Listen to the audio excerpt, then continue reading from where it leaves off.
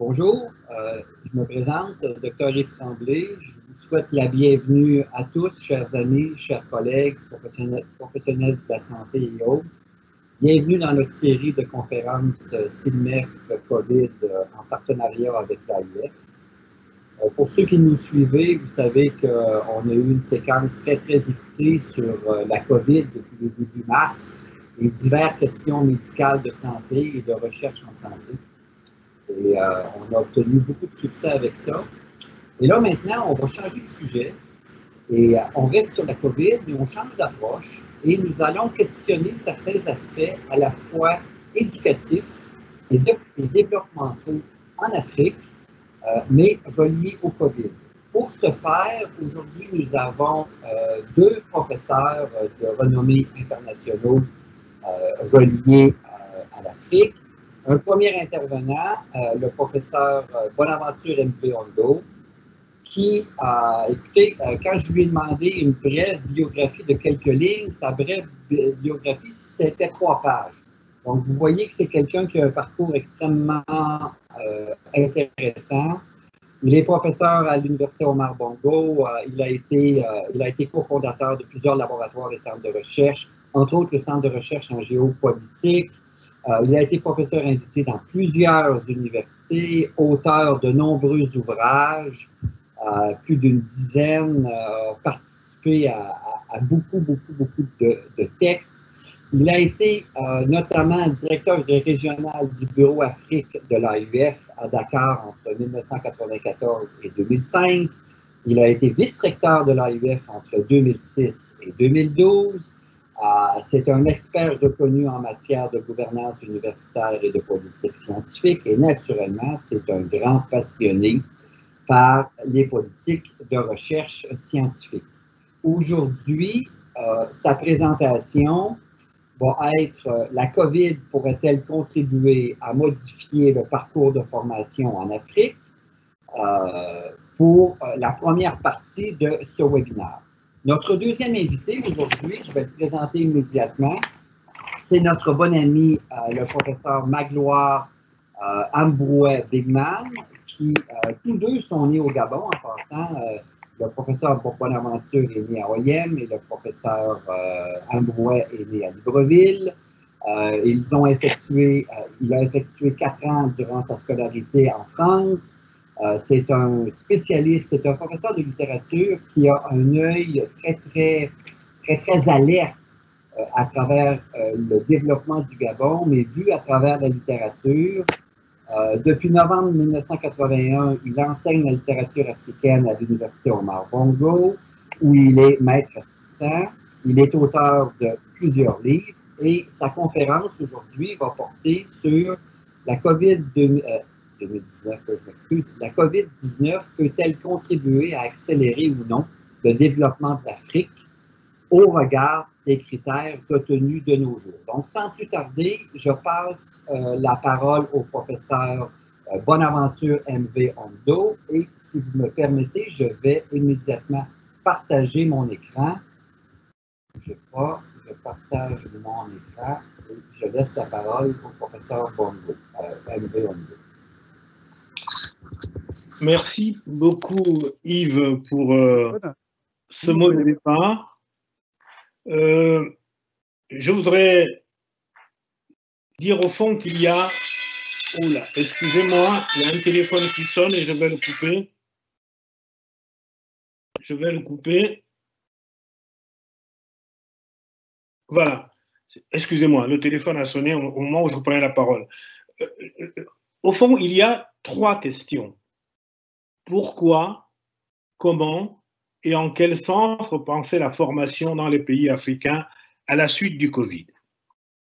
Merci donc merci à Yves pour mettre en place ce PowerPoint. 3 questions. Le monde entier, vous le savez, vient de subir avec la pandémie du Covid-19 un choc immense qui nous oblige à repenser notre façon de concevoir notre mode de développement et de mettre en œuvre l'action éducative. Et si ce choc est immense pour tous les pays, il est encore et plus terrible pour l'Afrique, dont on connaît la nature et l'état de son système éducatif. Ces trois questions, pourquoi, comment et en quel sens, qui sont des questions majeures, appellent donc trois réponses tout aussi majeures. Pour la première question, la question du pourquoi. Que dire? Avant le Covid, ce système, le système éducatif africain, était déjà en très mauvais état. Des infrastructures insuffisantes, des équipements obsolètes, une démographie galopante, des grèves incessantes, le harcèlement, les moyennes sexuellement transmissibles, le plagiat, la corruption, le népotisme, des salaires insuffisants, bref, une situation déjà terrible, mais en plus, ce qui est plus grave, c'est que depuis les indépendances, où il ne s'est agi à l'époque que de faire du copier-coller du système éducatif français pour ce qui est de l'Afrique francophone, eh bien, depuis les indépendances, rien ou presque n'a été fait pour en repenser les finalités, mais aussi et surtout les programmes, les contenus pédagogiques et les méthodes. Certes, il y a eu beaucoup de colloques, il y a eu des lois d'orientation, mais tout cela n'a pas permis de revoir les fondamentaux et d'améliorer de manière très sensible la qualité. Or, avec la pandémie actuelle, nous vivons dans un monde, comment dire, de plus en plus incertain. Et c'est peut-être là l'occasion de repenser, de revoir les certitudes et donc de nous interroger finalement sur quelle est la certitude des certitudes qui fondent nos systèmes éducatifs. Cette certitude, vous la connaissez tous, elle fait partie de notre héritage cartésien. Il s'agit de la prétention à nous penser et à penser l'homme comme maître et possesseur de la nature. Nous pensions en effet être à l'abri derrière les hauts murs de la science et de la technologie. Nous, Africains, nous pensions quand nous habitons, nous aussi, derrière le mur de la science occidentale, notre développement était assuré. Nous pensions tous tout puissants. Hélas, que découvrons-nous? Nous découvrons que les sciences et les techniques peuvent être nos ennemis, que les sciences et que, surtout, un virus, aussi petit soit-il, peut nous détruire. Diapositive suivante. C'est pourquoi, un peu comme dans la célèbre parabole que nous a léguée le regretté professeur André Goisset, l'ancien président et créateur de votre conférence à SIDMEF, André Goisset, pour qui je veux rendre ici et avoir ici une pensée, je dirais une pensée, puisqu'il nous a quittés, il nous faut, en ces temps incertains, disait-il, savoir distinguer les gros cailloux des petits cailloux. Notre survie, à la fois comme individu et comme espèce, dépend non seulement des décisions urgentes et fortes d'ordre politique, économique et sanitaire qu'ont pris nos États et qu'ils continuent à prendre, mais notre survie dépend à court et à long terme de notre capacité à éduquer nos enfants et la jeunesse pour les rendre capables de faire face et de vivre dans l'incertitude, puisque c'est le monde dans lequel nous allons désormais vivre.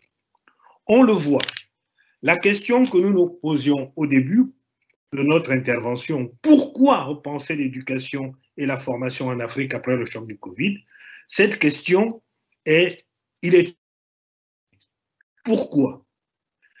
Parce qu'il ne s'agit plus, comme dans l'aventure ambiguë de Cheikh Hamidou Kane, de se demander pourquoi nous devons envoyer nos enfants à l'école des Blancs, mais plus radicalement, pourquoi devons-nous vraiment éduquer nos enfants?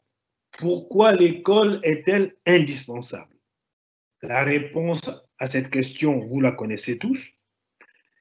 Il ne s'agit plus, comme le croyait l'écrivain sénégalais, pour apprendre à vaincre sans raison, mais plus profondément, comme le disait Descartes, parce que nous avons tous été enfants avant que d'être des hommes. Diapositive suivante.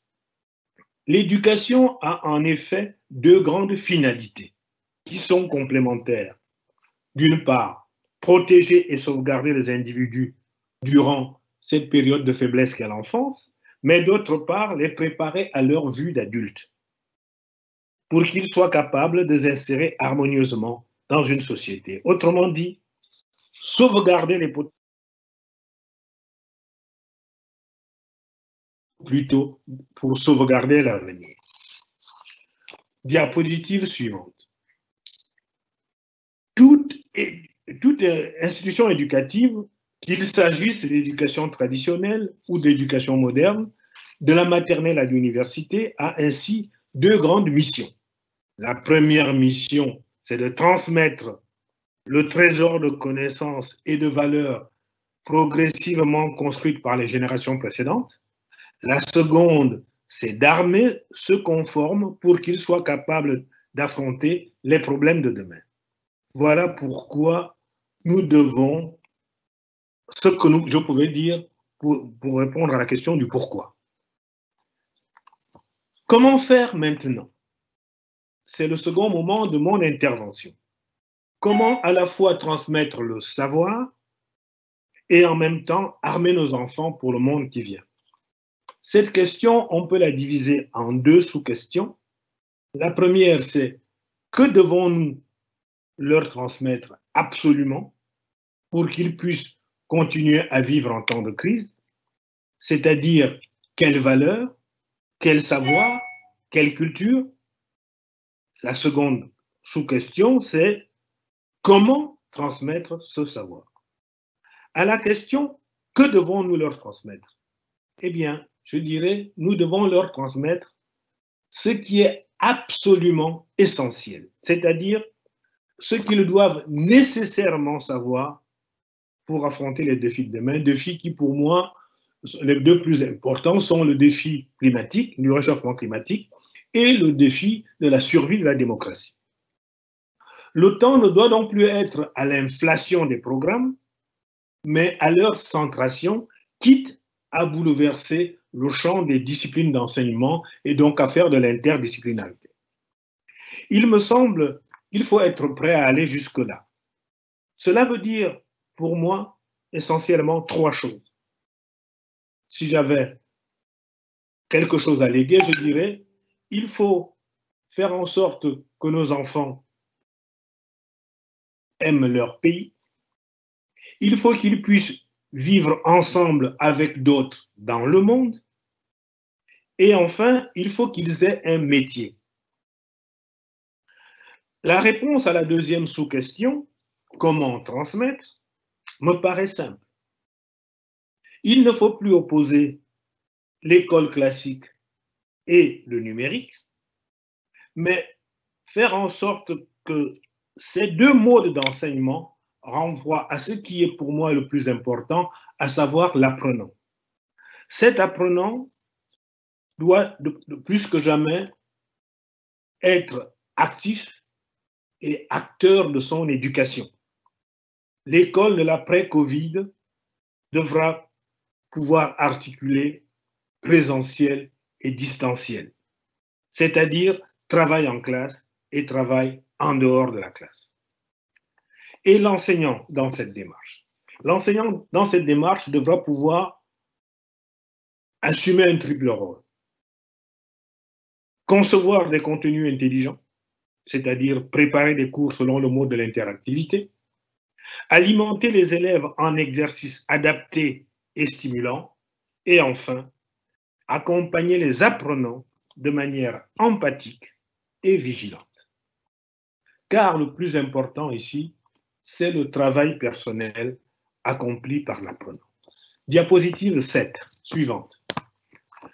J'en viens maintenant à la troisième et dernière question. En quel sens repenser? Nous l'avons dit, la mission fondamentale de toute éducation véritable, c'est d'armer chaque apprenant pour le combat pour la vie. Cela veut dire lui donner les outils, les modèles, les clés indispensables à chaque niveau d'enseignement pour qu'il puisse vivre dans son quotidien, mais aussi pour qu'il puisse survivre demain pour faire face aux événements et être capable d'inventer de nouveaux comportements et des réponses innovantes. Vous le savez, le modèle dominant d'éducation dans lequel nous fonctionnons jusqu'ici repose sur l'acquisition exponentielle des connaissances, ce qu'on appelle le toujours plus,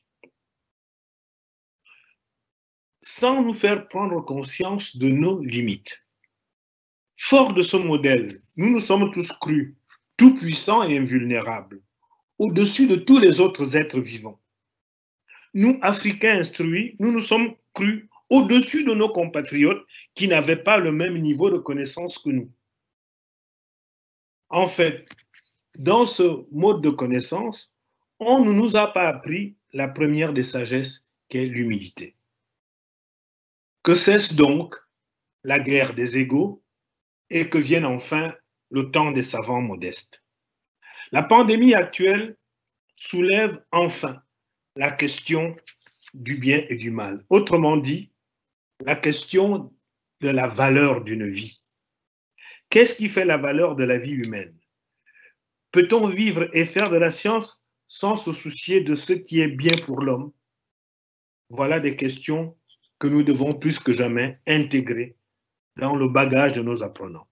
Nous devons les ouvrir plus que jamais, et quel que soit leur futur métier, à l'éthique, une éthique ouverte sur l'empathie et l'interculturel pour dissiper les malentendus et réduire les fanatismes.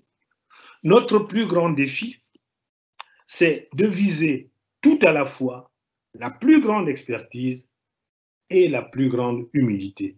Diapositive suivante. Ce que nous avons vécu avec le Covid, avec la fermeture forcée des écoles, c'est la privation académique. Il faut que ces vacances forcées soient pour nous l'occasion de revoir nos modèles de formation et notre mission. Je sais que pendant cette période, beaucoup d'enseignants dans nos pays ont choisi de ne pas baisser les bras, et cela s'est fait autour de deux logiques. D'une part, le téléenseignement. Dans la plupart de nos pays, il y a eu par la télé des cours qui ont été assumés pour le primaire et le secondaire, mais aussi par l'enseignement à distance. D'ailleurs, moi-même, avec des partenaires, j'ai pris une initiative que j'ai baptisée les masques bleus pour aider les élèves du pré-primaire jusqu'en classe terminale et ainsi leur assurer une certaine continuité pédagogique. Je dis bien une certaine continuité pédagogique parce que certes, ils pouvaient télécharger des cours gratuitement, mais il n'y avait pas de suivi pédagogique. C'est ainsi que d'avril à fin juillet, plus d'1 200 000 personnes par semaine se connectaient sur nos sites pour télécharger ces cours. Mais nous devons aller plus loin. Nous devons regarder plus loin pour assurer l'égalité pédagogique. Plus que jamais, relever les niveaux et réduire la fracture scientifique et armer ainsi nos enfants et nos jeunes pour que notre continent participe pleinement à l'élaboration des réponses aux problèmes communs du monde d'aujourd'hui et de demain. Comme vous le voyez, mon objectif au cours de cette conférence n'a pas été de vous proposer un catalogue de recettes toutes faites, mais de vous inviter à une direction de pensée. Il nous faut plus que jamais sortir d'un système de formation-éducation trop général, peu diversifié et peu qualifiant, qui repose sur le copier-coller des systèmes élaborés ailleurs, pour enfin créer un écosystème d'éducation et de formation ouvert, fondé sur le questionnement et la résolution des problèmes. Permettez-moi de terminer par ce mot d'Aimé Césaire que je vous offre en guise de viatique. C'est quoi une vie d'homme, disait-il, dans Les armes miraculeuses? C'est le combat de l'ombre et de la lumière. C'est une lutte entre l'espoir et le désespoir, entre la lucidité et la ferveur. je suis du côté de l'espérance, mais d'une espérance conquise, lucide et hors de toute naïveté. Je vous remercie de votre attention. Merci beaucoup, professeur Bonaventure Mbuondo. Ce fut extrêmement intéressant.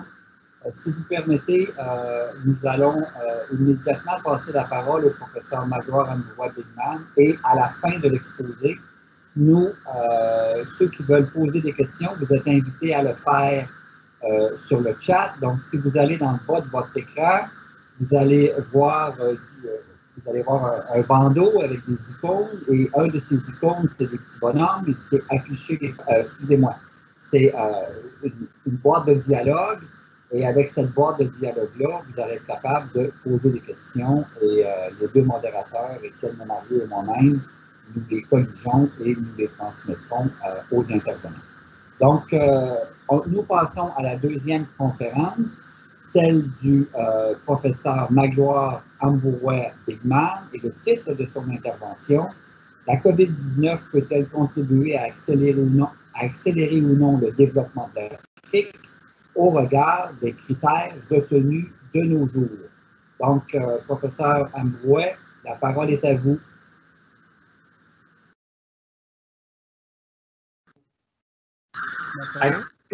Vous m'entendez?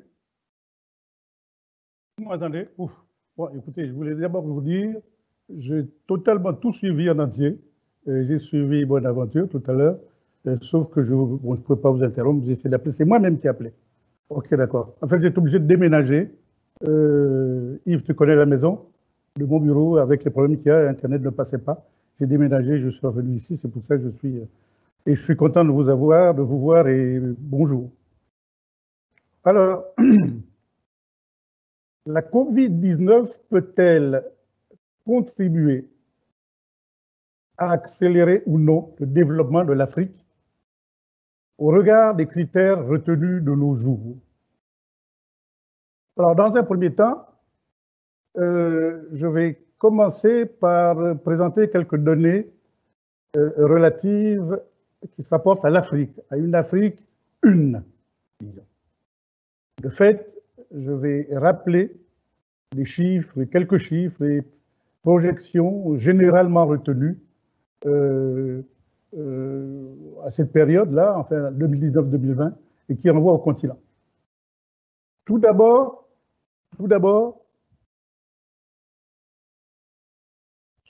s'agissant des données géographiques, il faut savoir que 6% de la surface terrestre, l'Afrique représente 6% de la surface terrestre et 20% des terres émergées. Elle fait 3 fois la taille de l'Europe, soit 30 000 km², y compris. Et on a en Afrique 54 pays.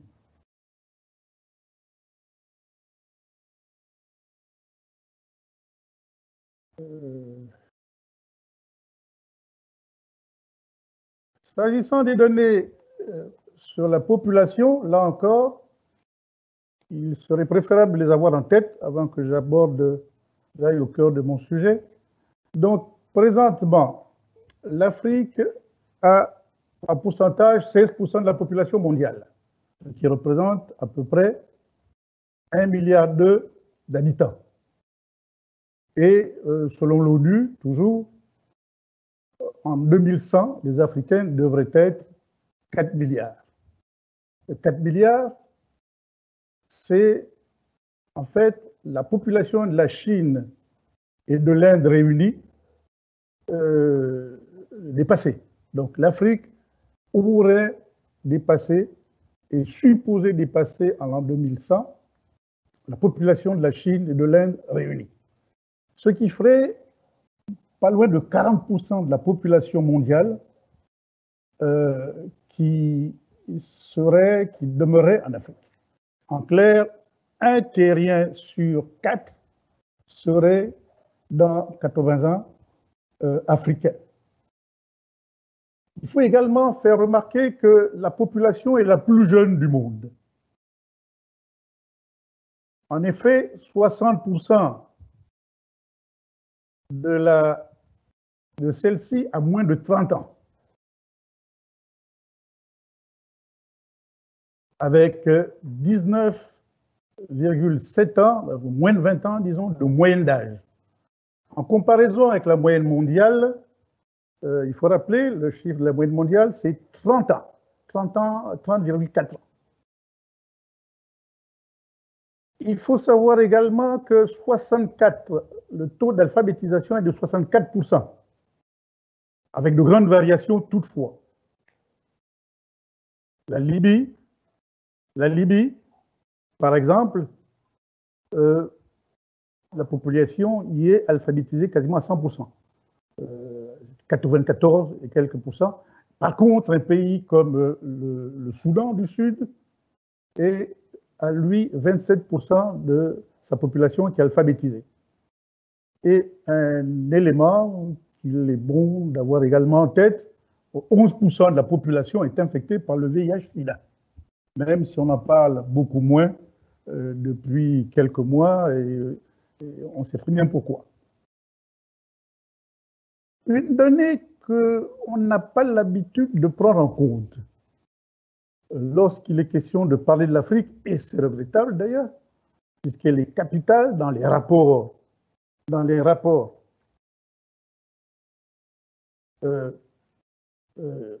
qui existent entre États dans le monde, ce sont, bon, les ressources, c'est vrai, on en parle, mais l'armée. Il faut considérer, bon, s'agissant des ressources, bon, que 80, et certains vont jusqu'à dire, certaines statistiques parlent même de 90% des réserves de platine dans le monde se retrouvent en Afrique. 50% des réserves d'or, autant pour le diamant, 20% d'uranium et 15% de pétrole. Alors, le PIB du continent africain, s'il ne formait qu'une seule entité administrative, politico-administrative, le PIB serait donc de 3 000 milliards d'euros, ce qui fait de l'Afrique, au moins par les chiffres, même si elle n'est pas unie, la 5e puissance économique dans le monde, avec bien sûr les États-Unis, la Chine, le Japon, et derrière l'Allemagne, mais devant le Royaume-Uni et la France. Les forces armées, officiellement, celles qu'on connaît officiellement, on parle de 5 millions de soldats et de 7 millions de réservistes. Un gros point noir, enfin, entre guillemets, selon qu'on soit pacifiste ou pas.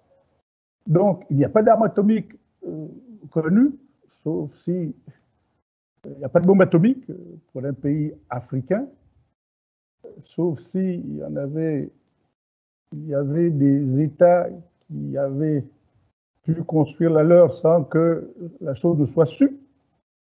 Et surtout, c'est vraiment le point faible de l'Afrique, il n'y a pas de satellite qui pourrait servir pour un usage militaire. Alors, lorsqu'on parle de ces deux dernières données, il faut savoir que il est clairement apparu à tous de nos jours qu'un pays doté de l'arme atomique et en possession de satellites est un pays craint. Est un pays, à défaut d'être respecté, il est au moins craint. Je ne vais pas, le but de la conférence n'est pas ici de citer des pays, mais on a vu l'actualité récente de ces 2-3 dernières années a fait comprendre que l'armement atomique était un atout de poids pour exister en ce siècle. Donc, sur les 54 pays formant le continent, les 6 de l'Afrique du Nord sont avant tout rattachés donc, au monde arabo-musulman. Cet état de choses pose-t-il un problème particulier à l'Afrique subsaharienne? Bon, la présente conférence ne porte pas sur le sujet et il peut être traité, il y a énormément de prises de position par rapport à ce qui est dit, là, ce que je rappelle là. Donc, ces données sur le continent africain retenu sous l'angle d'une entité politico-administrative unique, donc ces données laissent songeur. Quand bien même certaines pourraient être visitées, quand bien même certaines soustractions relatives à l'Afrique du Nord pourraient être opérées. En effet, le lecteur s'aperçoit vite qu'une telle entité ne peut être contrôlée, manipulée par une quelconque puissance, a fortiori par le premier venu, ce parent du casque colonial jamais vraiment remisé. Si en eût été pris en compte l'apport des diasporas négro-africaines, constituées également par les afro-descendants, les États-Unis d'Afrique, donc entre griffes, la patrie rêvée, entre griffes, la patrie rêvée de plus d'un Africain affligé par l'état des lieux en main pays africain, la patrie rêvée serait une entité de poids dans le concert des nations. Et ces populations seraient tout autrement perçues par le reste du monde. Un poème d'ailleurs, un poème de Hannah Arendt, l'Allemande de naissance, juive, de Hannah Arendt, exprime d'ailleurs, à notre sens, le ressenti de ces orphelins d'un espace vital fort, d'une patrie réelle, absoute du mépris des maîtres du monde reconnus. Alors, c'est un extrait de poème qui m'est cher et qui m'est arrivé aussitôt à l'esprit lorsque j'ai abordé cette partie du travail. Donc, il est tiré d'un... le poème s'intitule « Heureux celui qui n'a pas de patrie ».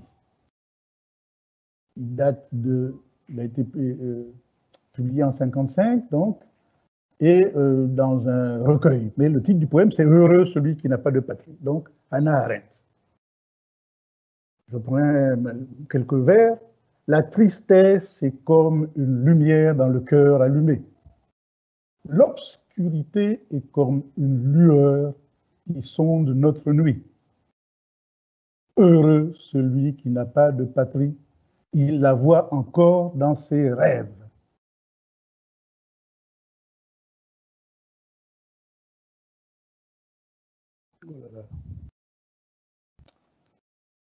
Et c'est un petit peu ça.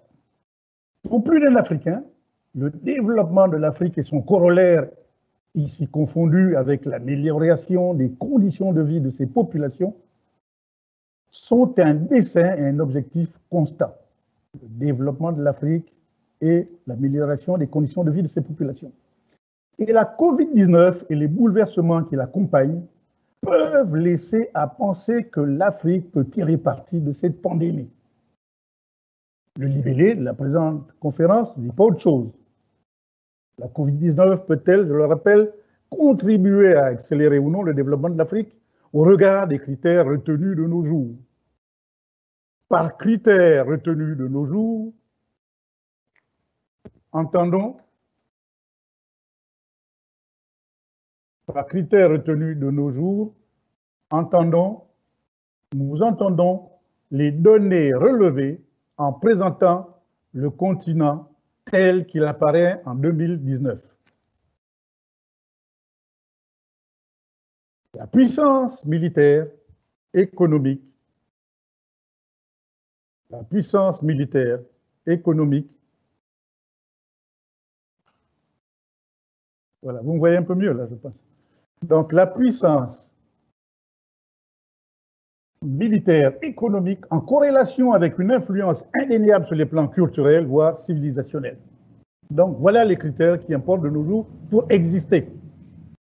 Je rappelle, puissance militaire, puissance économique, et si ces deux éléments, ces deux données peuvent aider le pays qui en est doté à avoir une influence sur les plans culturels, voire civilisationnels, c'est la cerise sur le gâteau. c'est la cerise sur le gâteau. Ces données sont les seules prépondérantes de nos jours, singulièrement, à même d'amener une entité géographique et humaine à occuper une place de choix sur les podiums de la renommée universelle. Alors, on va commencer par aborder le volet attendez, intitulé « Après la Covid, un autre monde pour tous ». C'est une question qui se pose parce qu'elle est d'actualité. Alors, premier volet, donc, on va voir ce qu'il en est un monde pour tous, et ensuite on verra ce qu'il en est de la Covid en Afrique. Donc, un monde pour tous. Donc, en cette année 2020, la question d'un chamboulement des vérités boussoles d'une époque est dans l'air du temps. Un peu comme elle le fut 40 ans plus tôt. Notamment avec les changements entrevus par l'écrivain et sociologue américain qui se fit connaître et qui devint célèbre en 80 avec l'ouvrage, le fameux ouvrage La troisième vague, qui paraît en 80, etc. De nombreux, je vais parler dans les détails, sauf si on me pose des questions peut-être tout à l'heure, donc, de nombreux commentaires renvoyant à la parution de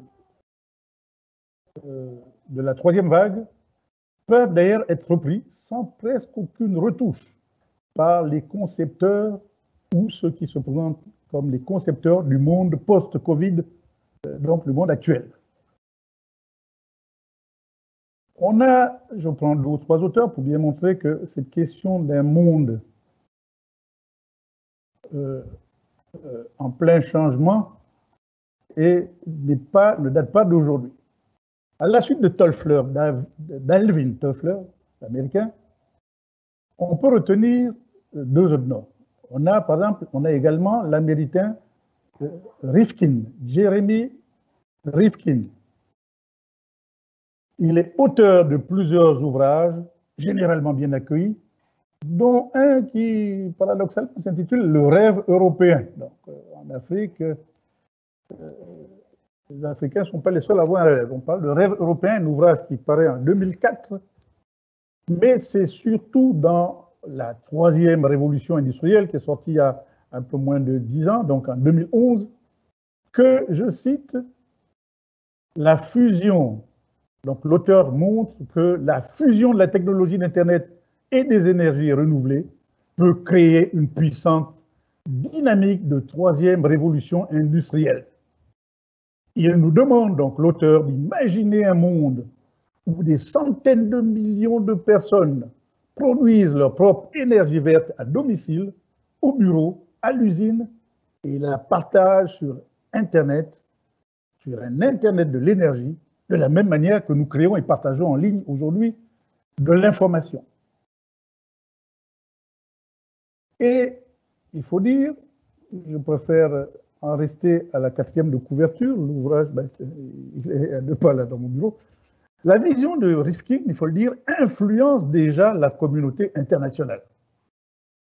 En effet, le Parlement européen a publié une déclaration officielle appelant à la mettre en œuvre.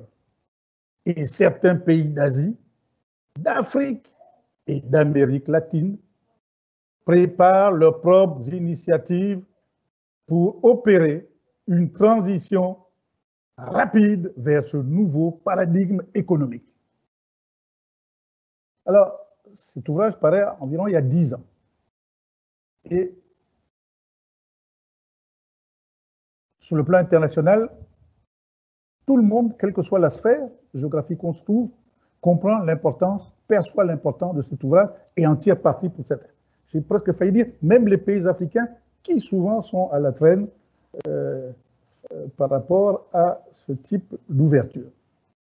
Le 3e auteur qu'on ne peut passer sous silence lorsqu'il est question d'aborder le sujet relatif à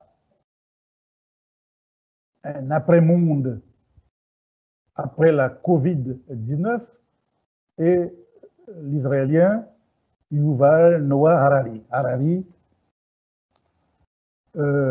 si l'on retient son ouvrage, je crois que c'est le dernier d'ailleurs, 21 leçons pour le 21e siècle. Alors, on y a une série de réflexions sur le siècle marquant, donc ce nouveau millénaire.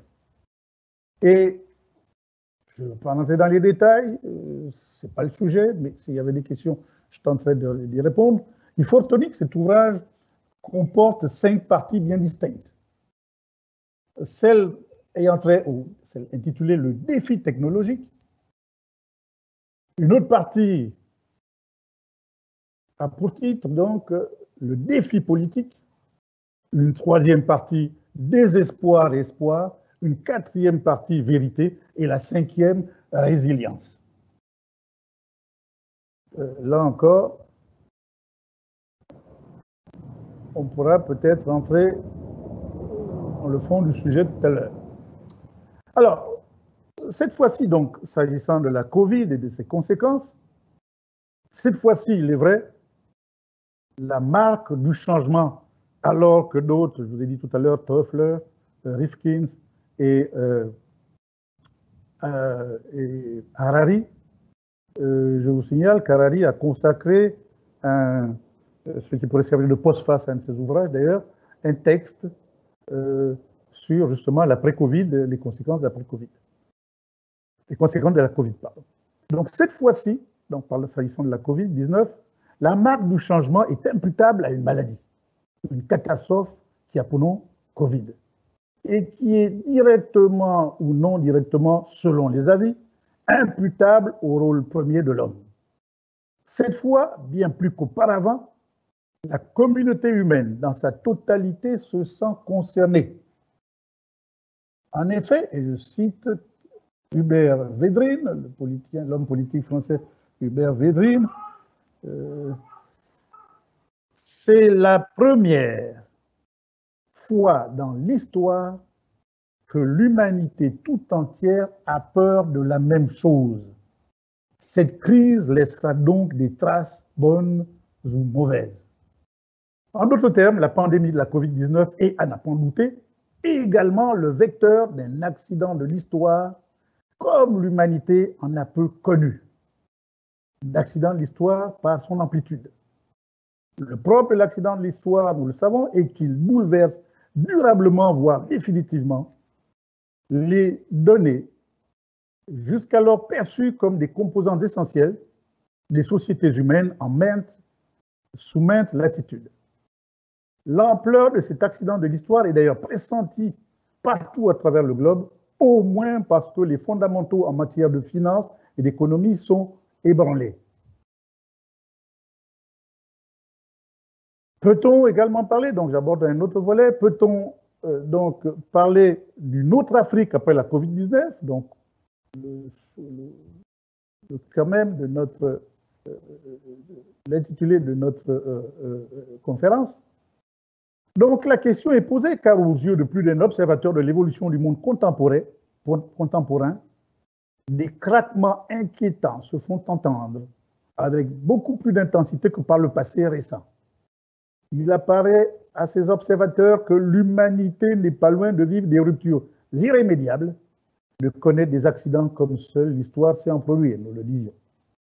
La Covid-19 pourrait générer cet accident toujours annonciateur de changement au sein des communautés humaines bercées par leurs certitudes et leurs habitudes. Sur le sujet, un ouvrage qui a fait beaucoup parler de lui il y a une quarantaine d'années, presque 50 ans bientôt maintenant. Donc sur le sujet, donc, pour un dialogue des civilisations, sous-titré L'Occident est un accident, qui date de 1977, un ouvrage de Roger Garaudy, illustre notre propos. En un mot, Garaudy fait comprendre, essaie d'expliquer que les armes et le savoir qui ont amené l'Occident à dominer le monde 5 siècles durant ne sont pas toujours des créations, ne sont pas toujours le fait de l'Occident. Auteur du dialogue des civilisations, sous-titré, donc je disais tout à l'heure, L'Occident est un accident, mais il est également l'auteur d'un autre essai qui est dans toute son actualité de nos jours, donc un essai peu connu, beaucoup moins connu, Le terrorisme occidental, qui lui paraît donc en 2004. Garaudy, je le rappelle, va vivre presque centenaire parce qu'il est né en 1913 et meurt en 2012. Donc, dans cet ouvrage, Garaudy ne cesse de mettre en garde l'Europe et l'Occident contre les dangers qui menacent le monde, entre autres par les manipulations de tout type, dont celles qui, pour beaucoup, seraient à l'origine donc de la fameuse Covid-19. Pour mémoire, la présentation de cet ouvrage, intitulé Terrorisme occidental, se décline en les termes suivants. 2004, ce qu'il dit en 2004. La cassure s'aggrave entre le tiers-monde et les nantis.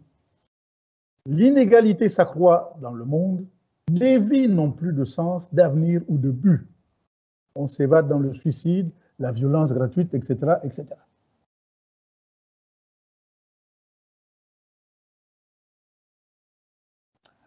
Dans une interview qu'il va d'ailleurs donner en 1978, peu après la parution donc Pour un dialogue des civilisations, Roger Garaudy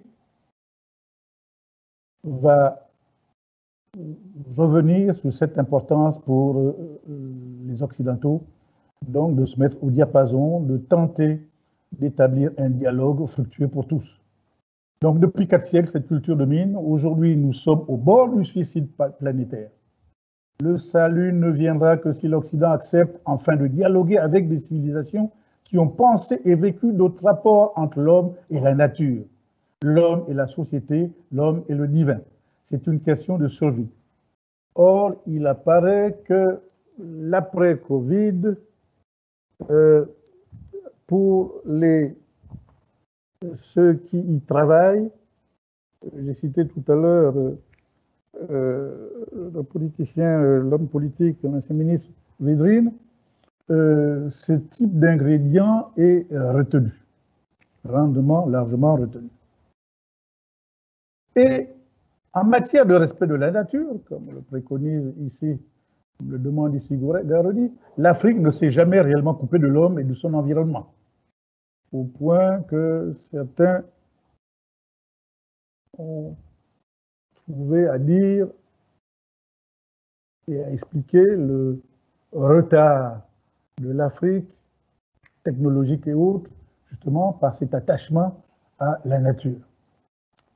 Depuis, et peut-être avant le serment, le fameux serment qualifié le serment du Mandé, qui date du XIIIe siècle et contesté par un certain nombre d'africanistes, le quotidien de l'Africain, tout comme des pans entiers de sa culture, convoque l'homme et la nature. Alors, le serment du Mandé, vous avez, en introduction, vous avez ce passage, je le prends. Une vie voit le jour avant une autre, c'est vrai, pourtant nulle vie n'a le droit d'aînesse sur une autre vie. Lorsque je parle de pans entiers de la culture africaine qui convoque l'homme et la nature, tous les écoliers africains, enfin de nombreux écoliers africains, connaissent ce poème fameux du Sénégalais Diop, Birago Diop, intitulé Souffle. 2 ou 3 vers pour se faire une idée du poème. Écoute plus souvent les choses que les êtres, la voix du feu s'entend, entend la voix de l'eau, écoute dans le vent les buissons en sanglots, c'est le souffle des ancêtres, ceux qui sont morts ne sont jamais partis, etc., etc. Donc on peut dire ceci, encore dominé, et n'étant toujours pas parvenu à mettre son catalogue de traditions au goût du jour et des besoins, l'Afrique est pourtant tenue de s'agripper à la roue entraînant le monde à la vitesse de l'Occident accidentel. En un mot, les États africains, à l'instar de ce qui fut observé en d'autres parties du monde qui surent tirer leur épingle du jeu, les États africains seront-ils en mesure de tirer avantage des bouleversements occasionnés par l'apparition de la Covid-19 ? L'Afrique saura-t-elle enfin se défendre contre les ennemis de l'espoir, je cite, qui n'ont eu de cesse de la piller. L'Afrique, les Africains seront-ils en mesure de se défaire des chaînes qui en font depuis des siècles le continent d'où le poète guyanais Léon Gontran Damas, dans son poème fameux Nous les gueux, comptabilise surtout des rejetés, le continent des rejetés. Deux ou trois mots de ce fameux poème, nous les gueux, nous les peu, nous les riens, nous les chiens, nous les maigres, nous les nègres. Nous à qui n'appartient guère, plus même cette odeur blême des tristes jours anciens. On le voit, carcans et chaînes ont changé de nature. Mais elles sont, ces chaînes, toujours réalité douloureuse, bien présente. Là encore, le littéraire que je suis ne peut s'empêcher de convoquer ce poème d'un auteur turc, Nazım Hikmet, né en 1902 et mort en 1963, un poème dont le titre est Les ennemis. Je prends quelques vers, je vous les récite. Nos bras sont des branches chargées de fruits. L'ennemi les secoue, l'ennemi nous secoue jours et nuits. Et nous, et pour nous dépouiller plus facilement, plus tranquillement, il ne met plus la chaîne à nos pieds, mais à la racine de notre tête. À notre sens, donc fin du poème, fin des vers que j'ai cités, à notre sens, une prise de conscience politique de la réalisation de l'unité africaine doit habiter les décideurs actuels qui devraient, dans un second temps, s'accorder sur le paradigme du modèle de société à adopter. Par la suite, bien sûr, des ajustements pourraient se faire par l'entremise des populations. Il n'est pas exclu que les décideurs d'un tel programme élaboré depuis près d'un siècle au moins ne soient un groupe d'individus avec un homme fort à sa tête. Je vais conclure, et je pense ne pas avoir trop pris sur le temps, qui m'était imparti. Donc je veux conclure en disant ceci. Il y a deux choses qu'il faut retenir. La Covid-19 peut effectivement contribuer à accélérer le développement de l'Afrique, notamment, selon nous, en incitant les Africains à s'unir et à créer une entité politique unique, beaucoup plus viable que la majorité des États actuels, à réaliser ce qui pourrait passer pour être un pays-continent. Ce ne serait pas le premier d'ailleurs. Pour l'heure, le pays-continent que devrait constituer l'Afrique est la seule voie à même d'amener les Africains à peser sur les affaires du monde en vue d'influer sur ces dernières pour une reconnaissance vertueuse de leur être et bien-être. Les avancées individuelles de chacun des États du continent, je le répète, les avancées individuelles de chacun des États du continent, observées ça et là, à l'occasion de cette pandémie qui dicte encore sa loi à l'humanité, ces avancées n'auront guère de portée durable pour leurs promoteurs. En effet, parce que trop petits et trop faibles, ces États sont susceptibles de subir à tout moment la loi d'entité géographique plus forte. Deuxième élément de la conclusion qui intéresse le monde entier, et non plus le continent africain uniquement, une volonté donc de changement, même partiel, des modèles de référence classiques de la marque du monde est clairement affichée par les puissances occidentales. Je ne parle pas de l'Asie, elle ne se présente pas dans ce sens. Nous sommes toutefois de ceux dont l'enthousiasme est quelque peu réfréné par les pratiques allant à l'encontre des propos tenus dans ce sens. Car il apparaît que l'esprit et la lettre des comportements antérieurs, datant de temps immémoriaux, prévalent toujours.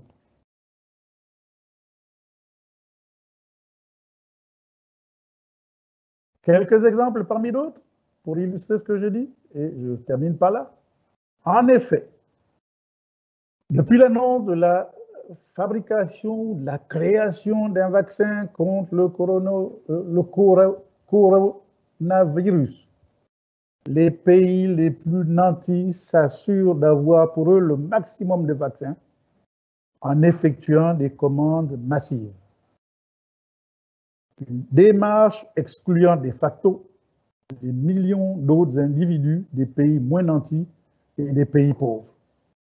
Le phénomène avait déjà été relevé quelques mois plus tôt avec les foires d'empoigne observées durant les livraisons des masques protecteurs contre le virus. Une fois encore, le fait est, les grandes peurs du moment génèrent les comportements et attitudes de toujours.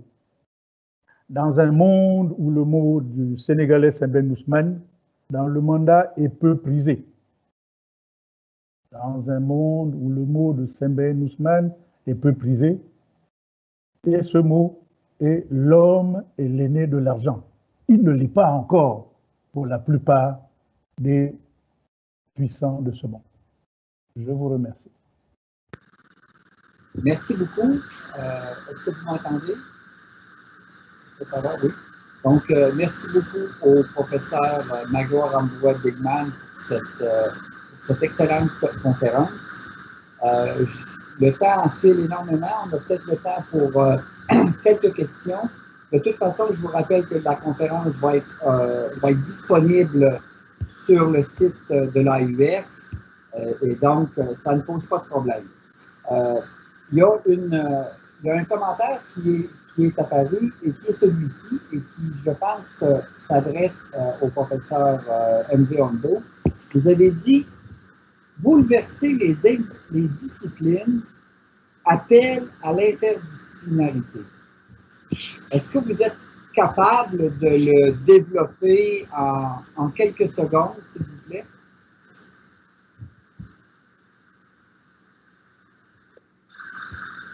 La question majeure, c'est l'une des questions majeures en termes de formation, comme je l'ai dit, c'est que nous sommes tombés dans le piège du toujours plus.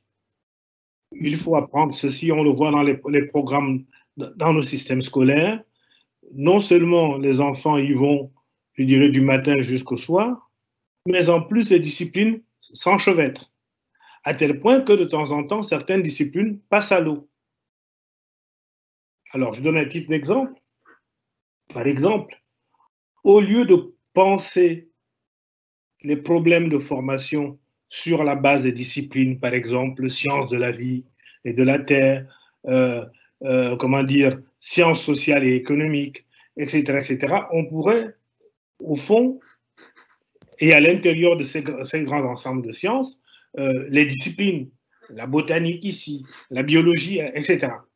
Je crois qu'il serait plus important aujourd'hui, et je dirais, quels que soient les niveaux de formation, de poser, de sortir je dirais, de la spécialité discipline pour poser au fond les grands problèmes. Je donne un titre d'exemple. Je posais tout à l'heure, que vaut une vie?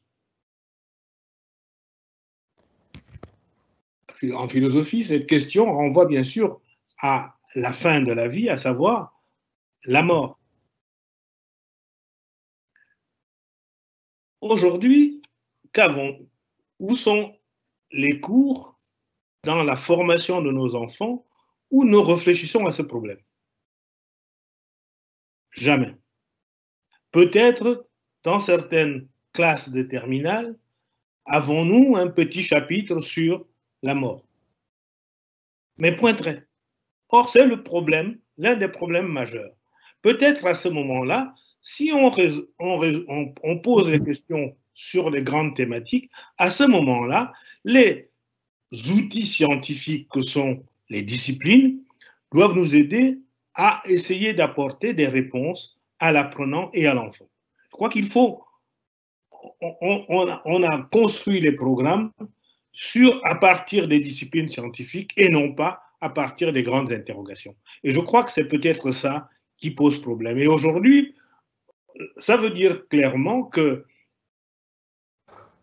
l'interdisciplinarité, la formation des professeurs ne peut plus se faire uniquement comme on le voit, professeur de français, professeur de philo, professeur, etc. Mais peut-être au moins commencer par faire des formations autour de 2, voire 3 disciplines pour permettre ainsi à ces professeurs de répondre ensemble aux questions de l'apprenant. Pour moi, c'est une des voies nécessaires parce que le plus important demain ne sera pas le volume, mais la capacité de l'apprenant, lui, à bien intégrer des choses. Et donc, ce que j'appelais au fond le travail après le cours, le travail à la maison, ce sera la partie déterminante demain dans les formations. OK, merci beaucoup pour cette réponse.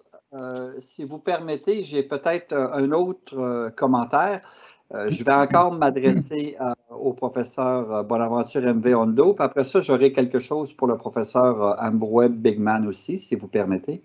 Vous avez dit ceci: le développement des connaissances en Afrique, chez l'Africain, a créé 2 catégories de personnes africaines. Celui qui possédait le savoir et celui qui ne le possédait pas. Donc, vous avez dit, sans le dire, le dominé et le dominant. Pouvez-vous un peu dire le fond de votre pensée sur ça et comment la CODE pourrait améliorer cette différence de personnes, cette ségrégation-là, non pas raciale, mais on dirait peut-être éducative?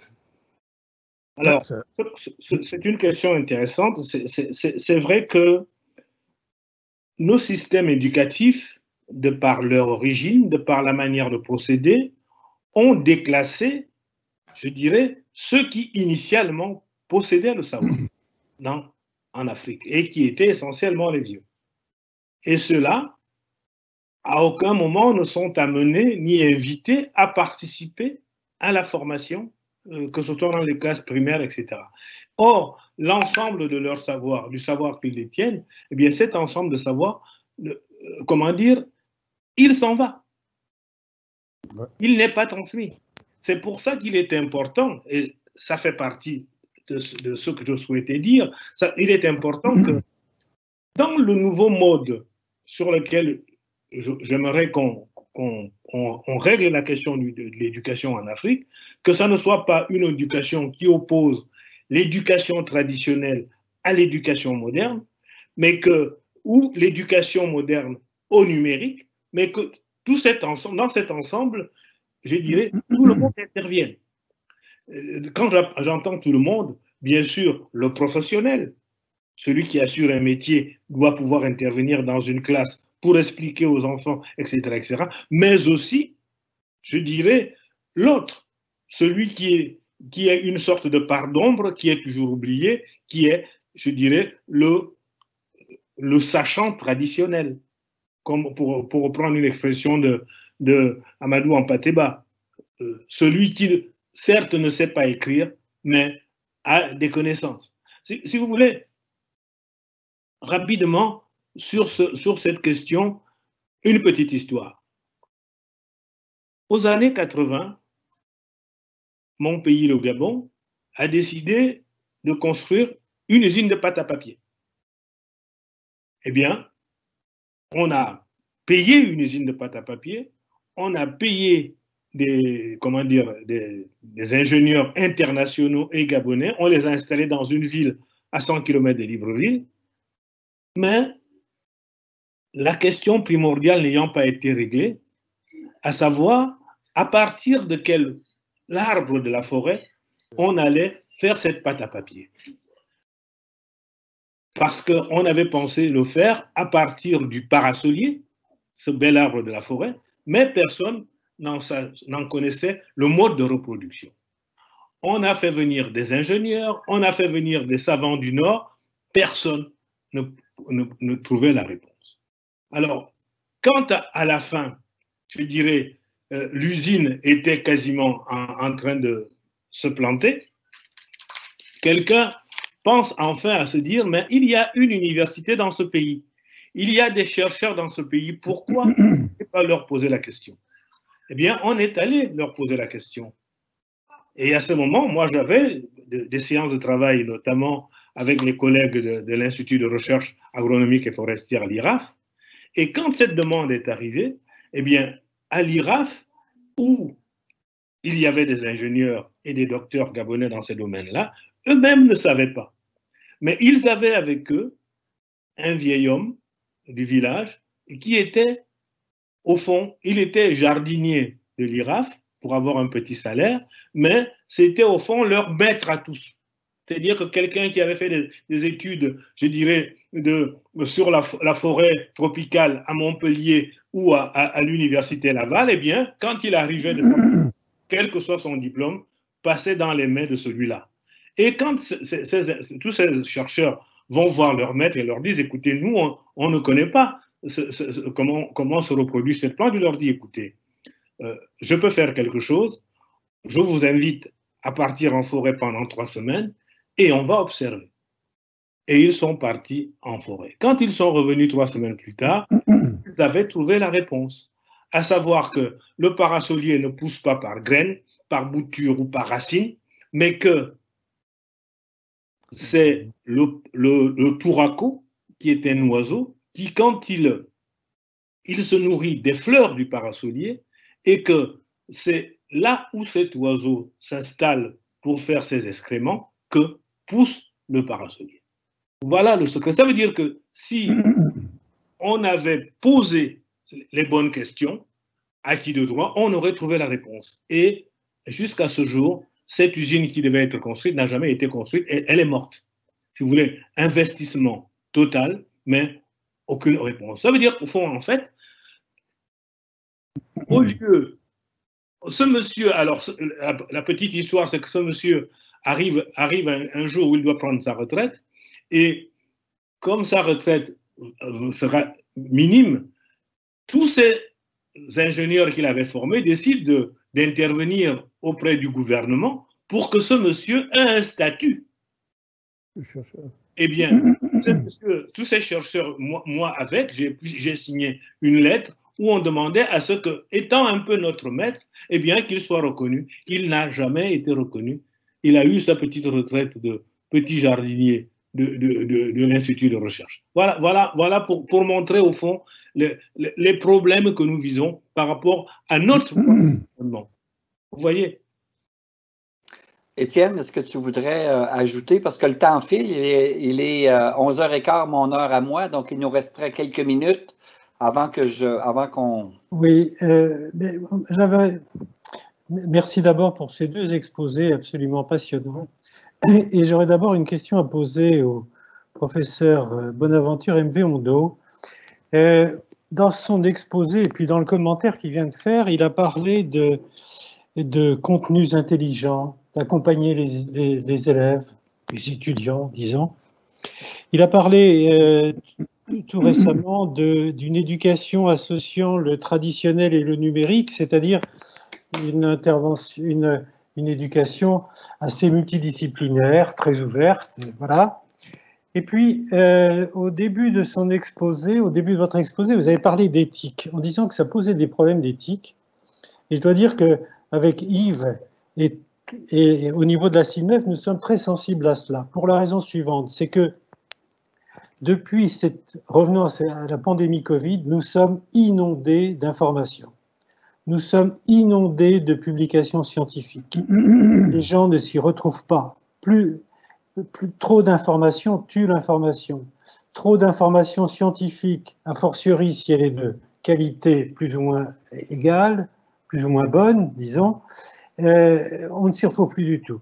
Et dans tout cela, l'essentiel, c'est ce que vous avez dit, c'est qu'il faut trouver une direction. C'est-à-dire, il faut dégager quelques principes éthiques pour savoir où nous allons. C'est ça l'essentiel. Alors, donc, vous avez prononcé le mot éthique et j'aimerais que vous en disiez un petit peu plus sur quelle idée avez-vous dans cette direction, dans ce développement de l'éthique. Sur la question de l'éthique, je crois qu'il n'y a pas au fond 1000 questions. Il y a une question qui me paraît majeure à chaque fois,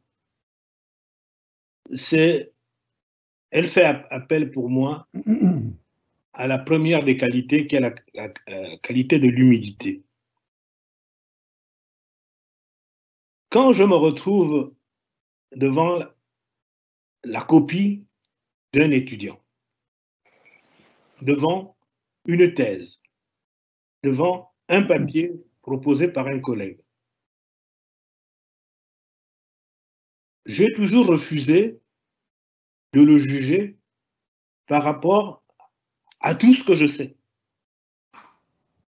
Parce que j'estime que je ne suis pas un étalon, c'est-à-dire une norme par laquelle je vais pouvoir mesurer les autres. Mais par contre, je me suis toujours dit, au fond, est-ce que moi,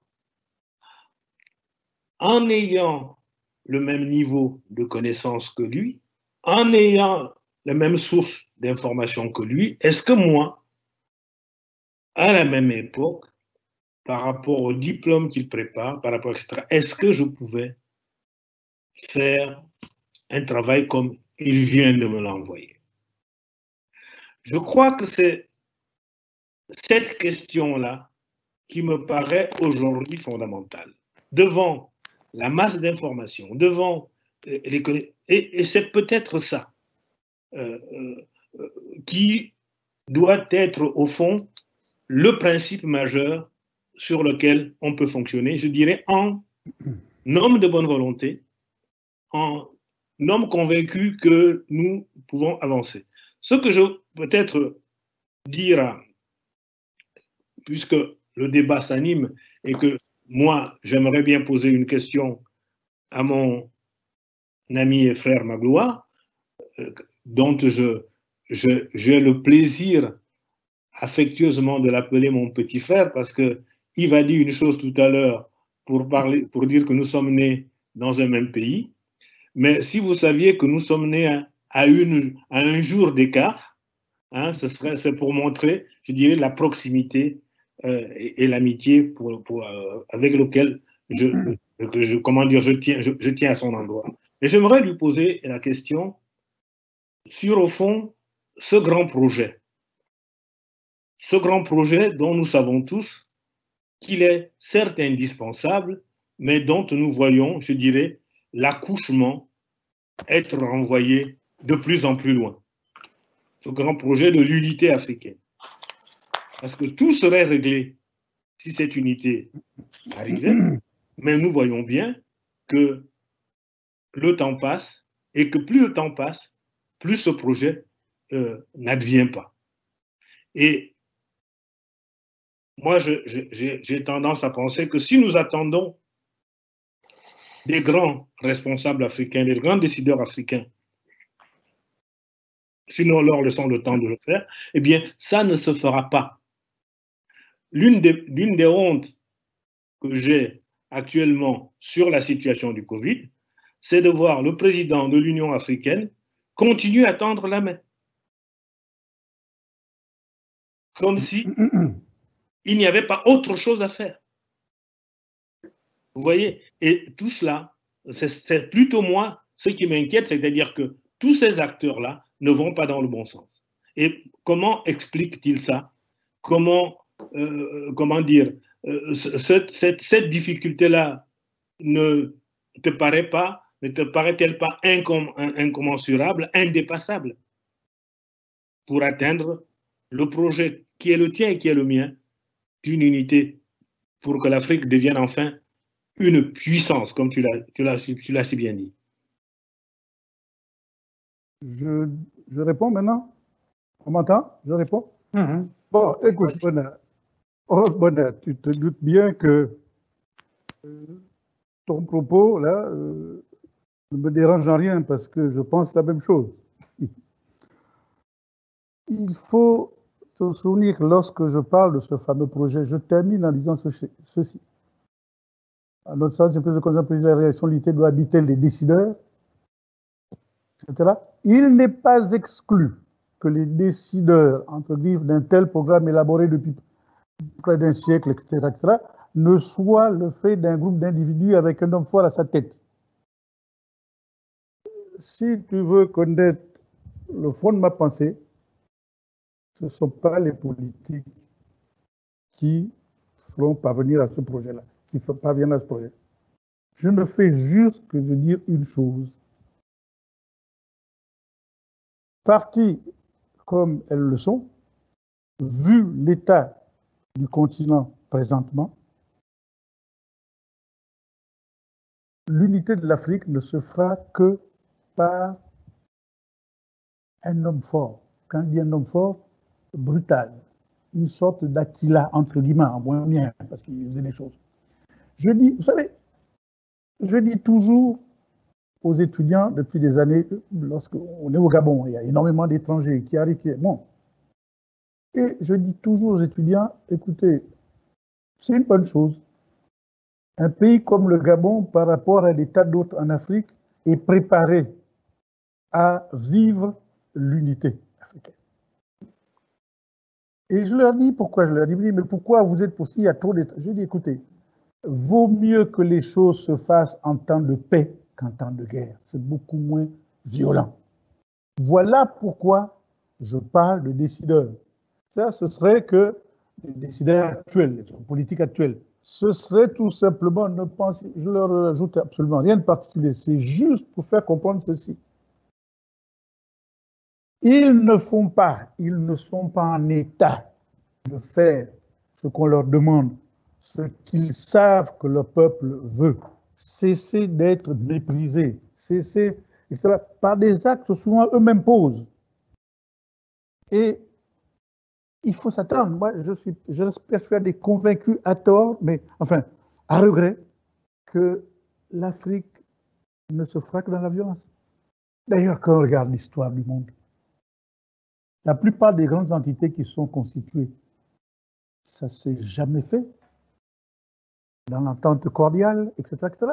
C'est un homme fort qui arrive, détestable même, qui saccage, qui force, qui bouscule. Voilà pourquoi je disais et je dis toujours aux étudiants, vaut mieux qu'il y ait ces petits accrochages, c'est beaucoup moins dangereux, c'est beaucoup moins violent, ça coûte beaucoup moins cher, on est beaucoup moins persécuté, touché dans sa chair, dans sa vie, que lorsque les choses se font par... Parce qu'il faut dire les choses crûment. Actuellement, la plupart des États africains vivent en disant qu'il y a un parapluie quelque part.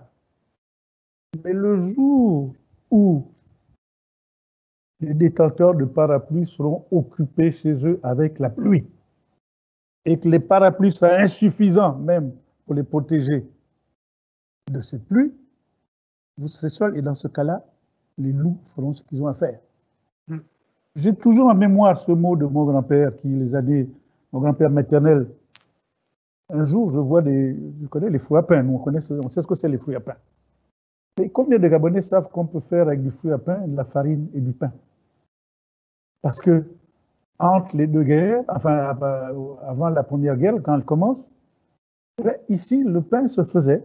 C'est des missionnaires qui avaient commencé avec le fruit à pain. Il y avait un produit juste pour enlever un peu l'odeur. C'était un petit peu épais, mais pourquoi n'a-t-on pas continué dans cette voie-là? C'est pour dire ceci. On s'est contenté, on a trouvé le fruit à pain pour faire de la farine, pour fabriquer du pain, parce que la farine de blé qui doit venir d'Occident ne pouvait pas venir parce que l'Occident, l'Europe, était en guerre. Et si un jour l'Europe était touchée au point, certains pays qui avaient des colonies étaient touchés au point de ne plus pouvoir défendre leurs intérêts où ils pensent qu'ils les ont, eh bien c'est là où les hommes forts, comme on dit, apparaîtront. C'est juste ça. Je te remercie pour la question, mais je ne suis pas du tout... je ne crois pas que les choses font... Oui, d'accord. J'aimerais conclure en vous remerciant, puis peut-être en disant ceci, et puis je me permets de le dire parce que j'ai vécu un certain nombre de mois au Gabon, je ne veux pas votre expérience africaine, mais je vous dirais ceci, et puis en dépit de ce que Magloire vient de dire, on sent quand même à travers vous et à travers les universitaires, pour reprendre le titre d'un colloque, les bruissements de l'Afrique. Et donc, très sincèrement, même si Magloire dit que ça doit passer, que ça pourrait passer par une forme de violence, J'aime mieux penser qu'à partir de l'éducation, à partir de l'alphabétisation, à partir d'un enseignement professoral, de plus en plus la base, le peuple va se réveiller, va se prendre en main, etc. Et quand le grondement vient de la base, ça gronde pas mal plus fort que quand ça part d'en haut du sapin. Et donc, je vais conclure sur ça en vous remerciant. Magloire et puis Bonaventure, ça a été vraiment extrêmement intéressant de vous avoir. Et à tous ceux qui nous ont écoutés, en cours de conversation, vous avez vu passer le lien sur lequel vous allez pouvoir retrouver l'entièreté de la conférence. Donc, sur ces quelques mots, je vais vous laisser en vous disant que notre prochain rendez-vous COVID va avoir lieu la semaine prochaine et c'est le 15 octobre.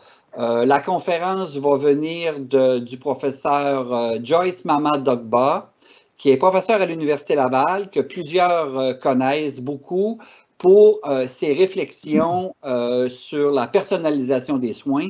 Et d'ailleurs, sa conférence de la semaine prochaine sera COVID, réflexion critique en regard avec la personnalisation des soins. Donc, merci à vous tous et sur ces quelques mots, je vous souhaite une belle continuité. Au revoir à tous. Merci beaucoup et bravo.